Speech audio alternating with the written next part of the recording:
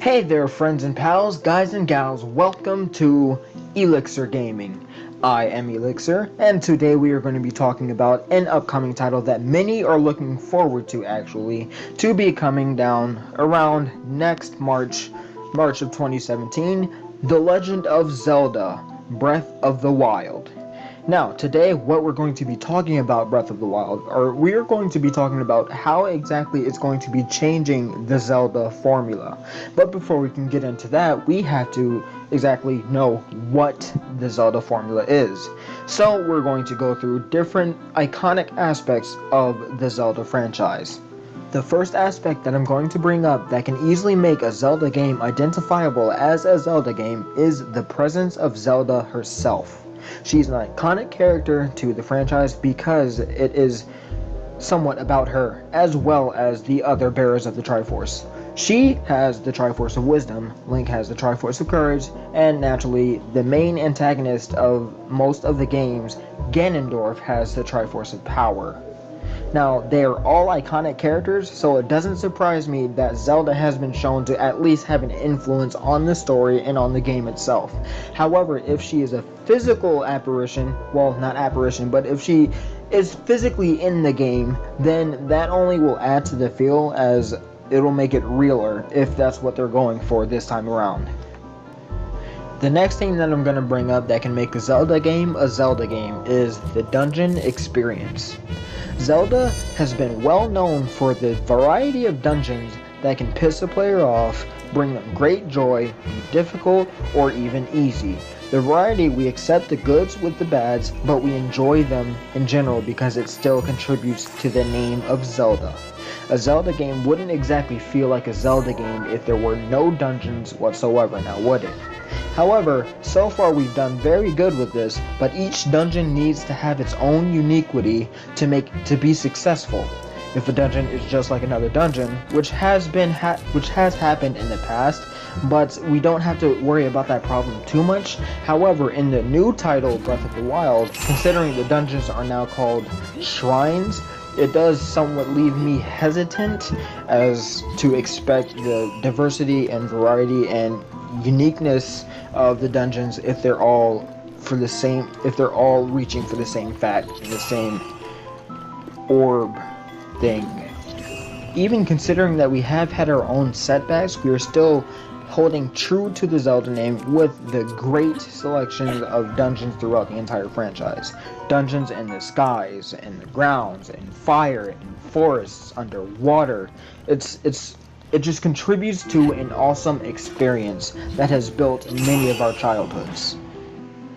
The next thing to discuss is the variety of items that have been held in the Zelda franchise.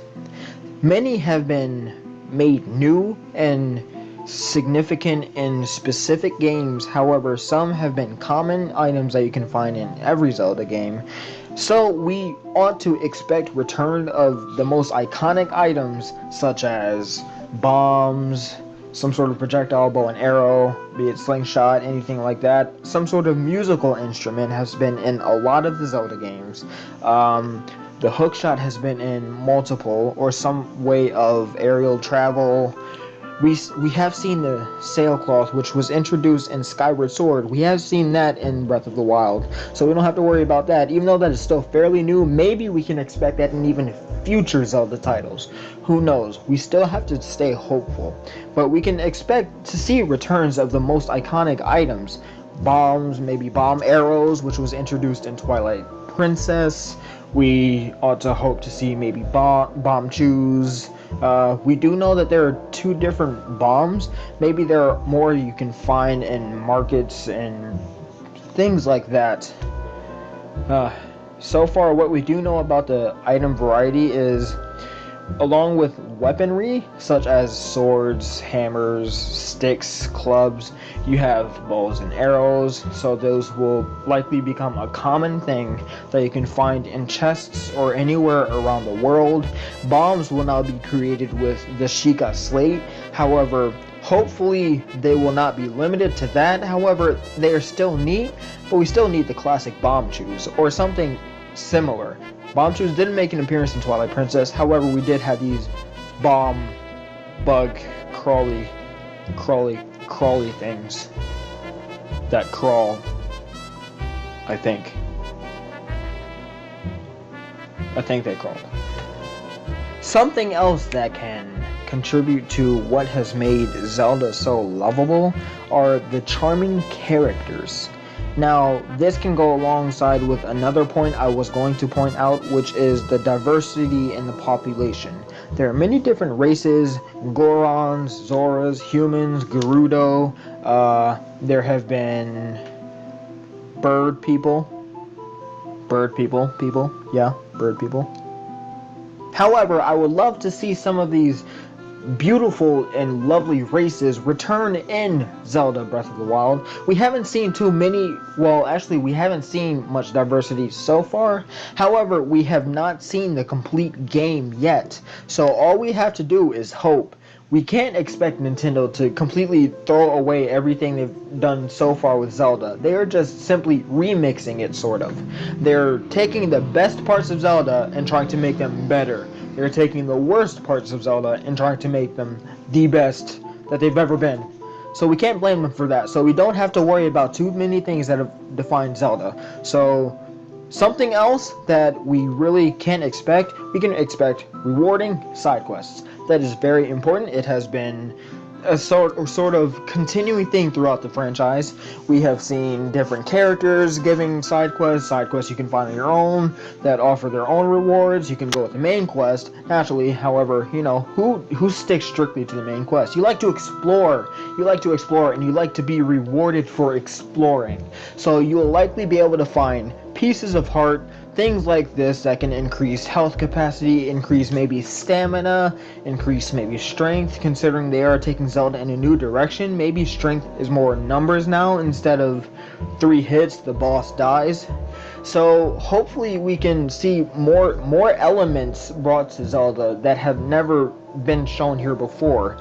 And maybe these elements can contribute to what makes Zelda the new Legend of Zelda.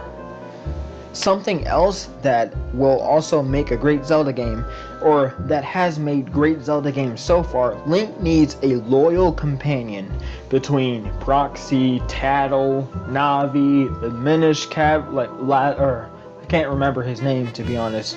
Shame me. I'm sorry. Midna, there's been Midna, and hey, another loyal companion, Epona. We need to see Epona. Even if there isn't only one horse we can ride, we need the horse we want to ride. She's been so loyal. So loyal.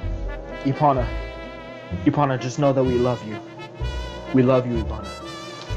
Now, there's not a lot to speak for in terms of the changes that they'll make, because we don't know a lot of what's going on so far.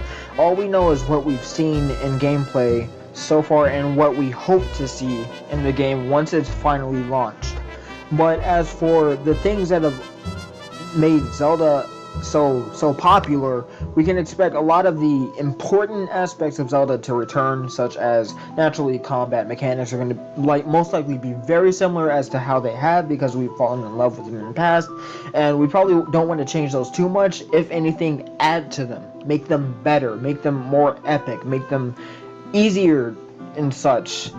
As for the presence of the characters, Zoras, Gorons, the iconic characters, Zelda, Impa, Ganondorf, the Gerudo, naturally Link is of course in it.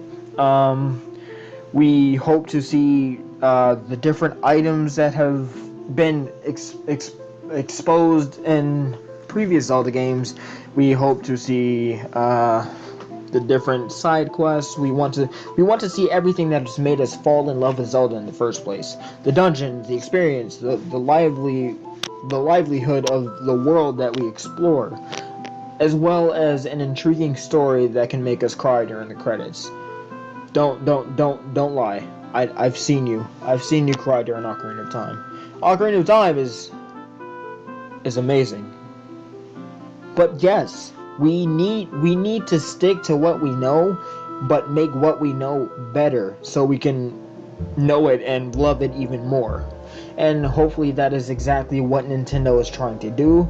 Hopefully they haven't only delayed the title for launching it with the NX. Hopefully they have worked on it to make it better, as well as holding it back for the NX. But only time will tell. Only March will tell. So everyone, look forward to March. Now, as for the points that define Zelda, these have been the greatest for me. If you have your own things that have made Zelda special for you, please leave them down in the comments below. I highly encourage you, and I will try to reply to any comment that I see, because I appreciate you even watching this far. So if you haven't already, drop a like and subscribe, just to let me know that you want to see more videos like this. If you want to see more Elixir views, I want to start doing them like more often, because I know I can't upload games as often as I used to, so I need to fall back on something else. But this has been Elixir with Elixir Gaming, and I will see you guys next time.